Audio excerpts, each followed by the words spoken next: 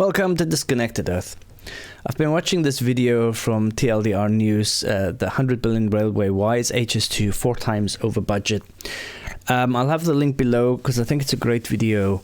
This one is quite specific on the HS2 railway line and all the problems that it's had. I mean, I've been half-arsedly kind of following the story since it started.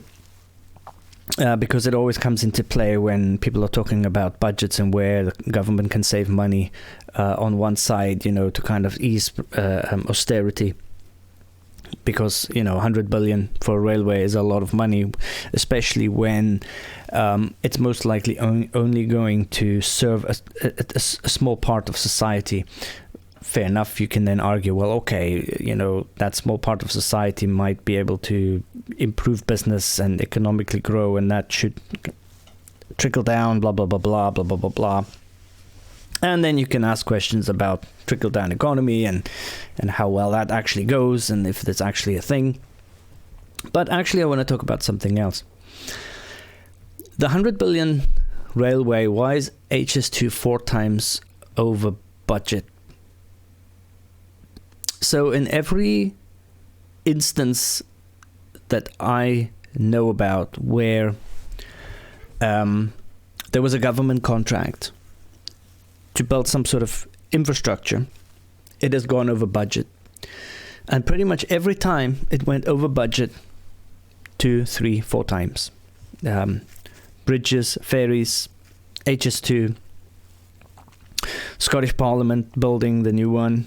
You name it, they all just kind of became this escalation in price and time, and it took 10 years longer than it should. And on the one side, I would assume that it's just plain and pure incompetence, or a lot of, contractors wanting this work and then realizing they're out of their depth and they just need more money, or project managers who didn't scope it out well, etc. But I actually think that there's an underlying problem which is even worse.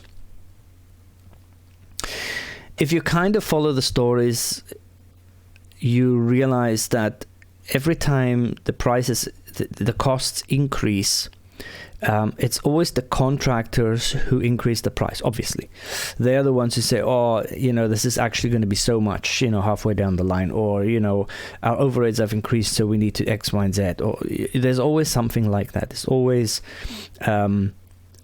unforeseen things. Now, fair enough, there are always unforeseen things, and nobody's perfect, and no project man is perfect. There always has to be some sort of leeway, give or take, when it comes to these massive projects, because they're extremely complex. So this is not really a criticism when things that things should never go wrong. But overall, it is to the degree that they kind of are overstretched afterwards. There's not like, I don't know, we miscalculated by 10 or 20%. No, it's always like 4 times the amount. In the contracts that I've seen where something has been subcontracted, it always starts off well and then it goes really bad really quickly a few years down the line. And it seems to be that the real bulk of the higher costs is not actually poor planning or inflation or rising costs or unforeseen issues, but it seems to be like at some point the contractor has the contractee, or whoever outsources the contract, has them by the balls. At some point they are so far into something that they kind of past the point of no return, and at that point the contractor can then kind of write his own checks. They can come up with any sort of issue and just milk it fucking dry. I'll give you an example of this. I used to work for a big American firm up here in Scotland, and they had all their in-house, all their maintenance, gardening, extra building work, all the stuff. They all had them employed and they had like their own unit within the within the site. They were employed by this company. I'm going to be so careful I don't want to mention who it is. And so these guys took care of everything. They had carpenters and electricians and plumbers and everything in there. So anything that happened on the site, these guys would go out and they would fix it. They had their toolboxes, they had their workshops, they had their workbenches, they had everything there. And the only thing that the company had to do was essentially pay their tools and their salaries. But it meant that if anything went wrong, these guys were there. They knew the site, they knew their job, they went out, they fixed it. At some point, this large company wanted to cut down their workforce, so they went like most companies did through all the way from the 90s to 2010 roughly, where they basically just either got rid of a whole lot of people or subcontracted all these things that are not their core business, and some subcontracted these tasks out to other companies. And then they signed deals with them saying, okay, you are required to do this, this, and this, and this, and we'll pay you this amount of money per year, and you'll have a contract for, I don't know, let's say the next 5 years. Once that first term was over, suddenly the subcontracting company would firstly get rid of some of the people, so they would scale down their workforce that does this task in this massive company, cut the budgets, and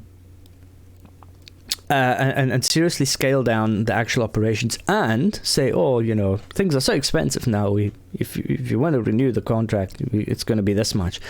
Then there is nobody else who can really do the contract, so the company is then stuck with using the subcontractor and pay the higher prices. What eventually happened in this scenario was that the cost that this large company was trying to save by contracting these tasks out, and thereby saving money, because they thought that we'll give this to a company that does this all the time anyway, so they're set up for it, so we kind of just pay them per job, ended up after the first 5 years just costing them more and more and more than it initially cost them to just employ those people. And also remember, these people were employed securely by this big company. They had pensions, they had decent salaries, they had work stability, they even had a medical fund. So, and suddenly they went to contractors. So both lost. The big company lost both in being able to have problems solved very quickly and efficiently, and they lost money because the cost of this maintenance went up. And the employees who did this work also lost, because they lost this kind of like employment from this big respectable company and all the benefits that came with it, to something that is a little bit more kind of downgraded, usually contractual work, possibly even per hour work. And the only people that benefit were essentially the bosses of the subcontractor, salary-wise, essentially. That's it. Nobody else benefited from this. And obviously this is only my opinion, because it seems to me that's the way things go. And I don't believe that it is any different from the ferries that are being built in Scotland to how the Parliament building in Edinburgh was built, to the HS2, anything like that. I can guarantee you that at all of these subcontractors, they are directors that are sitting with massive salaries and essentially just screwing up the prices all the time.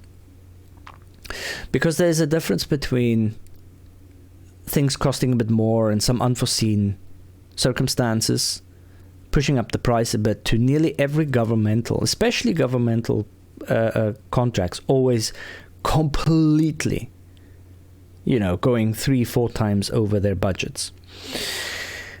And the government is always sitting in this hard position. And I'm not sympathetic to the government, but essentially the truth is that at some point, halfway down the line, just over the point of no return, they're screwed. They have to pay, or you're going to have all this work just lying there.